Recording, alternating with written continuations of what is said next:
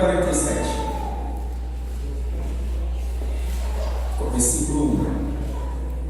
Depois disso,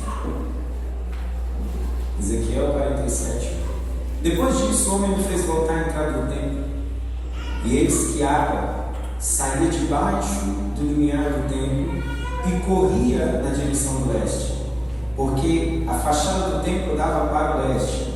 A água vinha debaixo do lado direito do templo, do lado sul do altar. Ele me fez sair pelo portão do norte, para dar uma volta por fora, até o portão exterior, que dá para o leste, e eis que a água borbulhava do lado direito. O homem saiu para o leste, tendo na mão um cordel de medir. Mediu 500 metros, na sua Bíblia deve estar 1000 côvados, né? Mas significa 500 metros. Na minha Bíblia aqui em NAA já tem digamos, essa tradução. E aí ele fala que mediu 500 metros e me fez passar pela água, que me dava pelos tornozelos. Mediu mais 500 metros e me fez passar pela água, que me dava pelos joelhos. Mediu mais 500 metros e me fez passar pela água, que agora me dava na cintura. Mediu ainda outros 500 metros e já era um rio que não se podia atravessar, porque as águas tinham crescido, e as águas em que se podia nadar, um rio pelo qual não se podia passar andando. Então ele me perguntou: você viu, filho do homem? Então o homem me levou de volta à margem do rio. Quando cheguei lá, eis que à margem do rio havia grande abundância de árvores dos dois lados do rio. Então me disse: essas águas correm para a região do leste, descem do vale do Jordão e entram no mar, cujas águas ficarão saudáveis. Todos os seres vivos que povoam os lugares por onde este rio passar terão vida, e haverá muitíssimo peixe, porque as águas chegarão lá. Águas do mar morto se tornarão saudáveis, e tudo viverá por onde quer que esse rio passar. Junto a ele se acharão pescadores, desde Engedi até em Eglaim haverá lugar para estender as redes, para estender e secar redes. Os peixes serão de muitas espécies, como os peixes do mar grande, mas os seus charcos e os seus pântanos não se tornarão saudáveis, serão deixados para o sul. Nas suas margens do rio nascerá todo tipo de árvore frutífera. As folhas dessas árvores não murcharão, e elas nunca deixarão de dar o seu fruto. Produzirão frutos novos todos os meses, porque são regadas pelas águas que saem do santuário, e os seus frutos servirão de alimento e as suas folhas de remédio. Amém? Até aqui. Pai querido e amado, fala conosco nesta noite, Senhor. Prepara a tua igreja para coisas novas. Aprofunda a tua igreja no entendimento, na sabedoria, e que o teu povo seja, meu Pai, equilibrado, transformado, para a honra e glória do teu santo nome, em nome de Jesus. Amém? Glória a Deus. Pode sentar.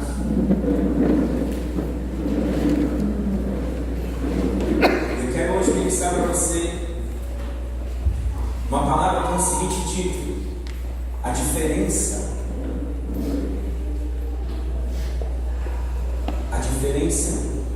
está no que você dá para Deus. Amém? Amém. Diga assim: a diferença está naquilo que eu entrego para Deus. Fale mais uma vez: a diferença está naquilo que eu entrego para Deus. Amém?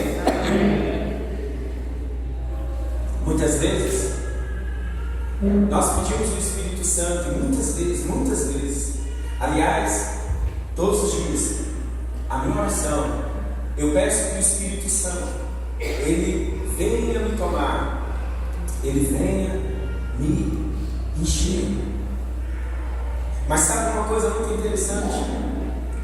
A diferença não está mais no que o Espírito pode encher você, no que o Espírito Santo pode dar para você.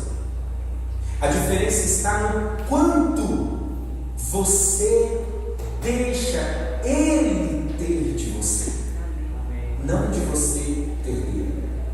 Mas o quanto de você Ele pode ter.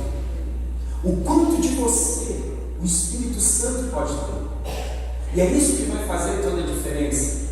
E aqui nesse texto está falando, Ezequiel 47, eu acredito que todos, ou a maioria, a grande maioria aqui, já conheça a respeito desse texto. E aqui fala que essas características que nós relatamos aqui nesse texto fala exatamente do movimento, quando o Espírito de Deus está fazendo algo que nós não conseguimos mais acompanhar. É a hora de andar no Espírito, se deixar levar, confiar na direção do Espírito, ainda que nós tenhamos até um certo receio da ação do Espírito, porque muitas vezes nós temos até medo de Deus. Nós temos medo do que Deus pode nos levar. Às vezes, quando você entende a grandeza de Deus, você fica com medo de Deus te levar para algo que você não conhece, algo que você não quer passar. Mas, a partir do momento que você confia naquilo que o Espírito Santo está fazendo com você, naquilo que o Espírito Santo está conduzindo você, você permite que você possa desfrutar desse kairos, que significa o tempo de Deus. Não o tempo cronológico, mas o tempo das coisas determinadas pelo Senhor. E você possa andar nessa dimensão do Espírito. Mas o que significa essas águas purificadoras? Significa exatamente um novo começo. Você desfrutando das águas que purificam. Esse rio, ele vive uma transformação, uma mudança surpreendente da presença de Deus. Ele sai do santuário, ele sai debaixo do altar. Essas águas simbolizam o Espírito de Deus, o mover do Espírito de Deus sobre o homem. E a palavra fala que aquele homem, ele foi, o profeta, ele foi andando, e o homem levava ele e media 500 metros, e a água dava nos seus tornozelos. Depois ele levou ele mais para 500 metros, as águas davam nos seus joelhos. O homem mediu mais 500 metros e as águas davam na sua cintura.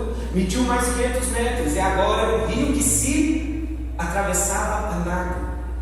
Isso significa exatamente o quanto Deus tem de você, o quanto Deus tem da sua vida, o quanto Deus pode conduzir você. Quando você já não mais segura do seu jeito, mas você se lança sobre o jeito que Deus, o Espírito de Deus, tem para você. Quando você ainda tem o domínio da sua vida, você tem o controle da sua vida, o Espírito não completou ainda essa obra. Mas a partir do momento que você se entregou para a vida do Senhor, para aquilo que o Espírito te conduziu, a ponto de você chegar na margem no meio desse rio, e você não tem mais controle, agora é só nada, você não tem mais os pés no chão, você depende dele completamente. Você está entendendo aqui? Amém. E a palavra diz que essa água purificadora que esse homem entrou, e o Espírito, que representa o Espírito, quando ele chega, volta da margem do rio, ele consegue ver o que ele não via antes.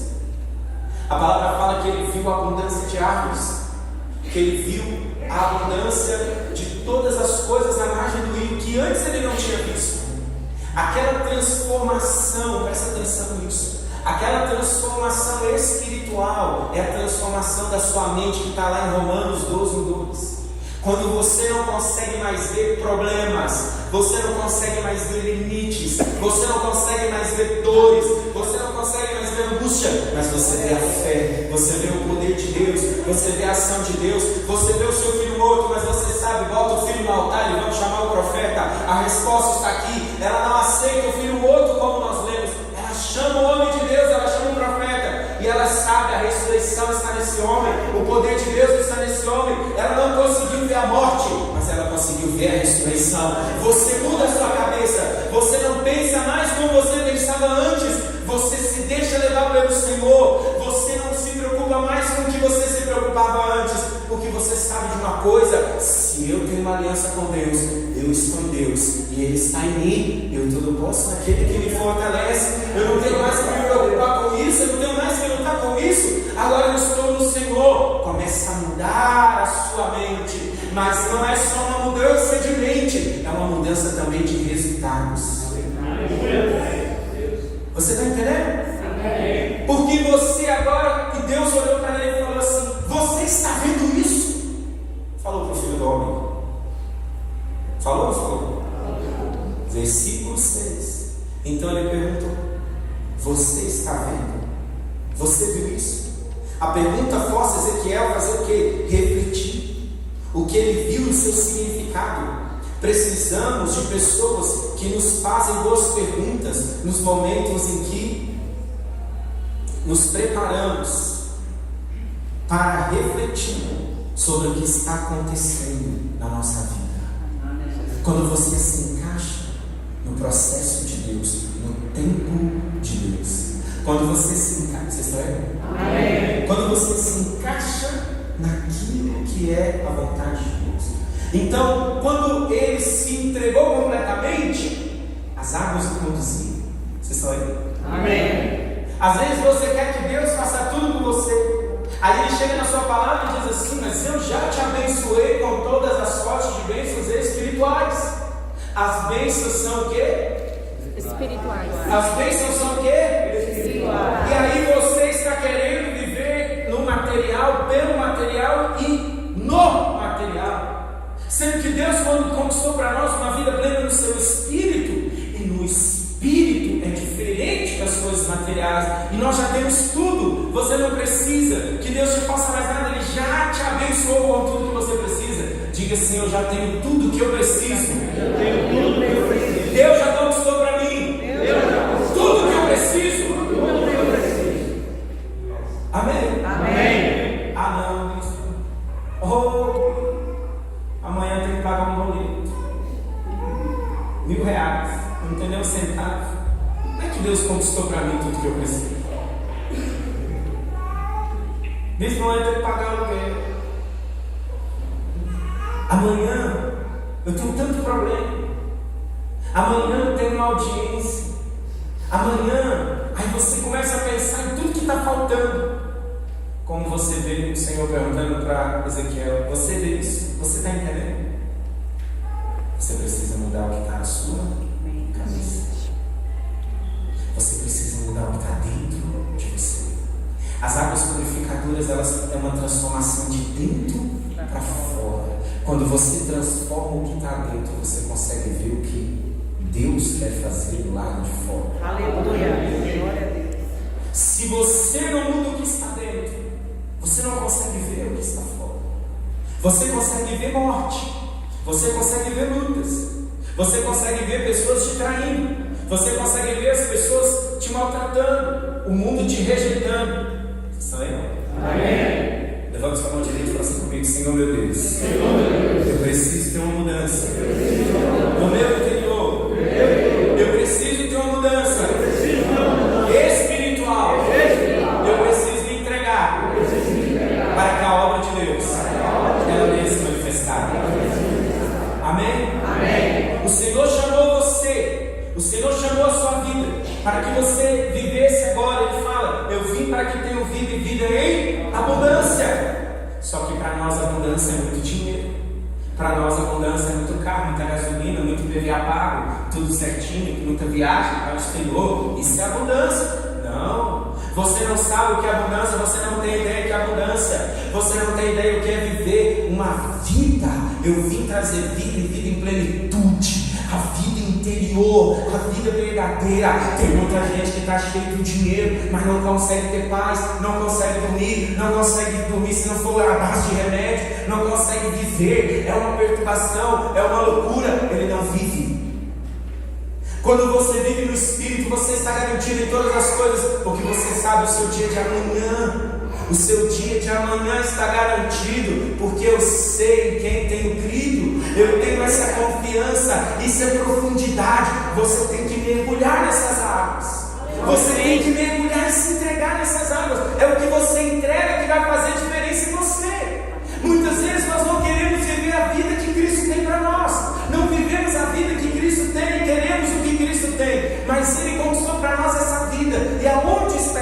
vida na transformação da tua carne para a vida do Espírito. Amém? Amém. Enquanto você insistir na sua realidade, você nunca vai viver a sua verdade. Enquanto você ficar insistindo com a tua real situação, você nunca vai conhecer a tua verdade. Qual é a tua verdade? Eu sou filho de Deus. Eu não sou mais escravo do medo. Eu não sou mais escravo de uma vida. Por que eu não vivo essa vida, bispo? Porque você precisa se entregar. Amém? Amém. As pessoas vivem com reservas. Quando você vive com reservas, como é que o Espírito Santo vai mover você? Pessoas duras, secas, elas ficam, quero ver se eu consigo. E ela fica ali dura, cética, porque elas não se deixam levar pela sua fé. Elas querem provar Deus, e provar Deus você nunca vai conseguir. Apesar de que Deus está em todas as coisas, a obra de Deus está assinada por Ele. Você tem a assinatura de Deus. Amém? Amém. A sua vida é a prova que Deus é vivo e Ele criou você. Nunca aceite que você veio do macaco, porque se o macaco fosse tão bom quanto você, ele não era macaco, ele era você.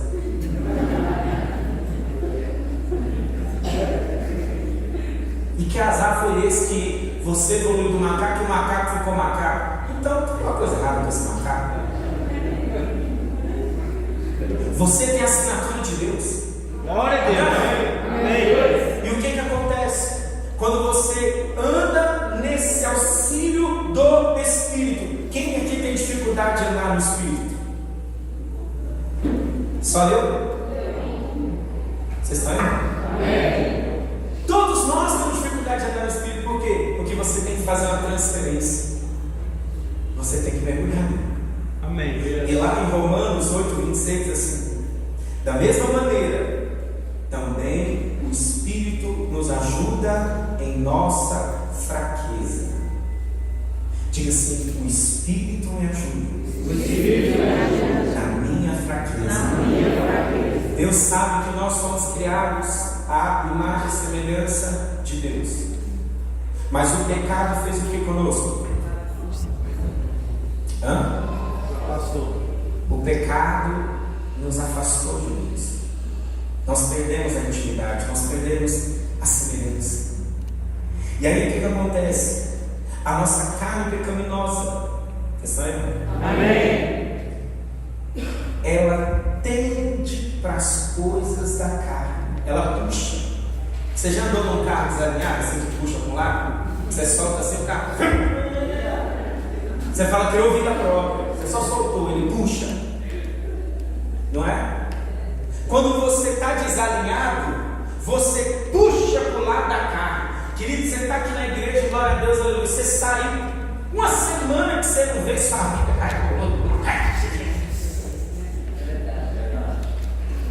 Teve um dia que o irmãozinho chegou para mim aqui e falou: Bispo, você não sabe o que aconteceu comigo quando ele começou a falar na segunda coisa. Eu falei: irmão, pelo amor de Deus, fala. Porque quem vai desviar ouvir o que você está falando sou eu. Como é que você consegue tão pouco tempo virar uma catástrofe dessa? Para de falar. Peça perdão para Deus e volte para Jesus. Porque você perdeu o ritmo do Espírito. Agora o que acontece? Você precisa da igreja para a igreja de manhã, de tarde, de noite. Você precisa de alguém que está alinhando você todo o tempo, falando com você todo o tempo. Para quê? Para que você viva a vida do Espírito.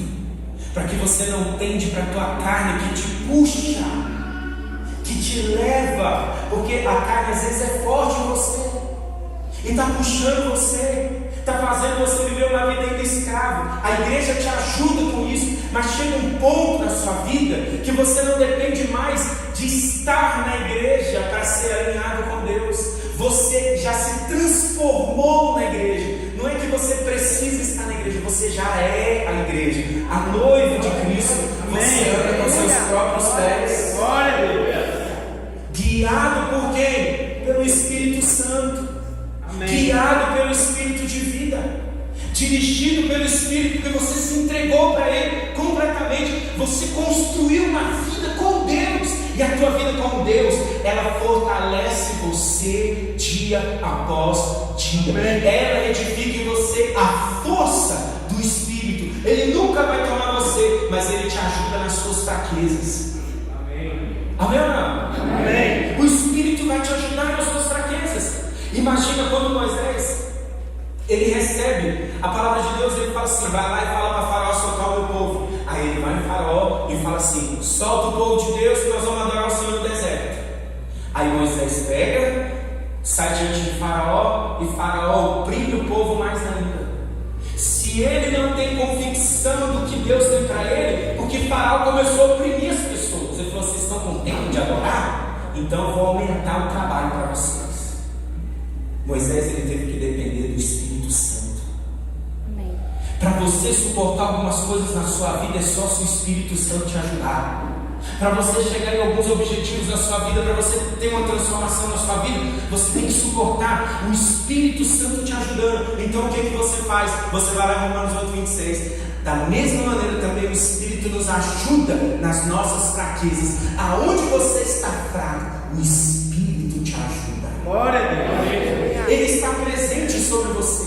Essas águas curadoras, ela permanece sobre nós para nos auxiliar. Tem hora que você está perdido, tem hora que você está desanimado, você está sem força, a tua carne, ela está chamando você para voltar para onde você saiu. Você precisa mergulhar mais ainda nas coisas de Deus, porque a sua carne, ela tende, ela é contra o Espírito.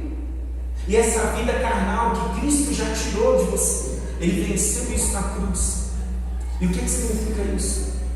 A sua vida na carne está debaixo da lei. E na lei, nenhum de nós aqui escapa. Nenhum. A nossa vida natural, a nossa vida carnal está na lei. E a Bíblia fala que é necessário que a mulher casada, se o casado, se o cônjuge não morrer, ela está atrelada ainda pela lei. Isso não? Sim. Aquele casamento. Mas se um morrer, o que acontece? Ela pode ter uma nova aliança com ele, né? Sim ou não? Sim. A mesma coisa é nós, somos nós. Se a nossa carne morre, agora eu posso andar na graça. Amém. Amém ou não? Amém. E na graça, se a minha carne já morreu, eu me batizei. Morreu? Porque o batismo não significa isso. Se eu morri para a velha criatura, agora eu posso viver na nova aliança, que é a graça. E na graça você tem força para viver todas as coisas, todas as promessas de Deus. Você vai ser uma bênção. Você não vai ter uma bênção, você vai ser uma bênção. Amém? Amém? E a mesma coisa que aconteceu lá no livro de Ezequiel. Tudo muda. Deus falou até o mar morto, que só recebia, não tinha vida, ele passa a ter vida. Aonde você era morto, Deus faz você ter vida. Glória a Deus. Seu casamento era morto, escute, tome posse, vai ter vida. Amém. Aquilo que estava morto em você, a sua vida com Deus estava morta, passa a ter vida. Coisas na tua vida que estavam mortas passam a ressuscitar. Aquela mulher tinha um sonho de ter um filho, não podia, mas quando ela recebe a palavra do profeta, aquilo muda, ela gera. O inimigo tenta roubar, mas não consegue, porque tem vida. O Espírito traz vida para a igreja. Você precisa viver a vida da igreja, a vida do Espírito que está sobre a igreja. E quando eu falo igreja, não é esse prédio, é a igreja, é o corpo vivo de Jesus. Quando você está nessa vida, Jesus é com você. Você está entendendo isso? Amém. Essa vida faz você andar nessa nova dimensão. A carne quer te puxar. E você quer que eu fale mais para você? Nem sabe aí. Romanos capítulo 7. Romanos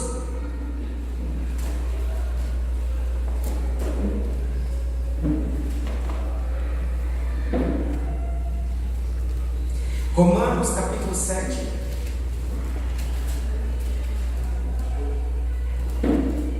E diz assim, versículo 14: porque bem sabemos que a lei, Romanos 7,14. Porque bem sabemos que a lei é espiritual, Eu, porém, sou carnal. Quem aqui é carnal? Tu está só no espírito mesmo já? Mas tu evoluindo aí.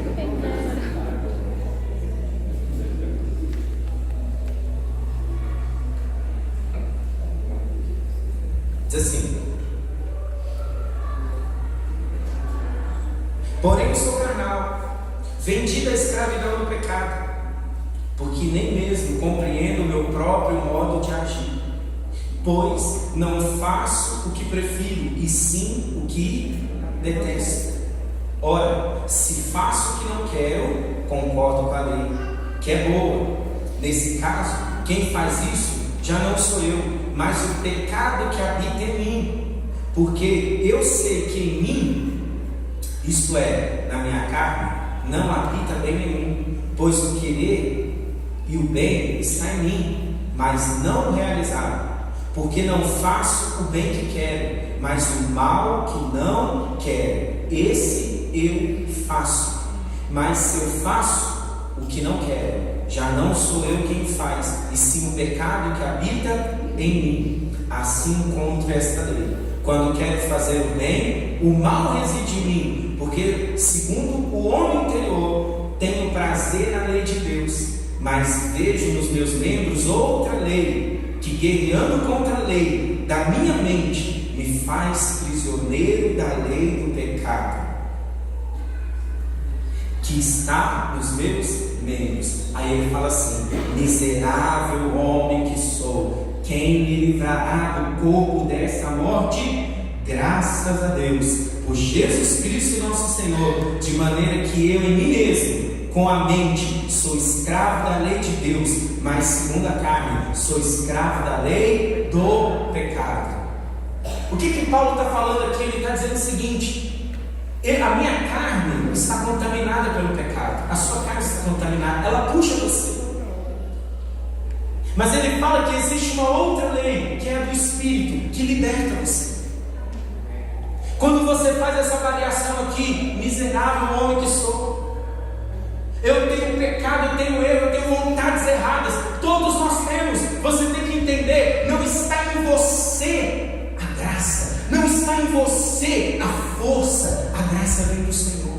Amém. E ela tira de você quando você reconhece: miserável homem que eu sou. Paulo está falando: miserável homem que eu sou, eu estou preso no pecado, mas o Espírito, a lei do Espírito da vida está em mim. Quando você entra na lei do Espírito, o pecado já não prevalece sobre você.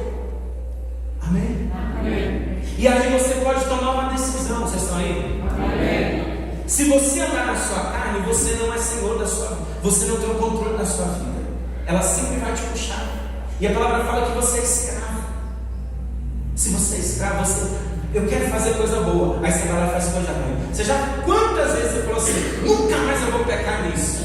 No dia seguinte você fez pior do que no dia anterior. Quem já fez isso?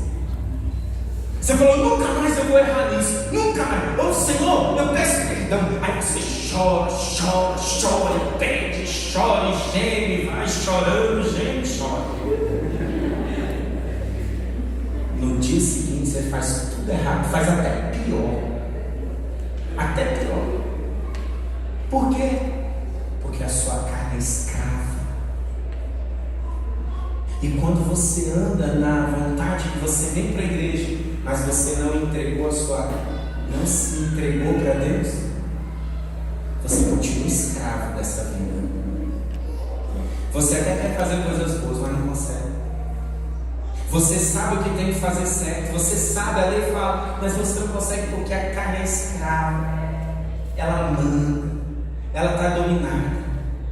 E aí você olha para você e fala assim: não, vou me conformar com isso aqui mesmo. Não tem jeito não.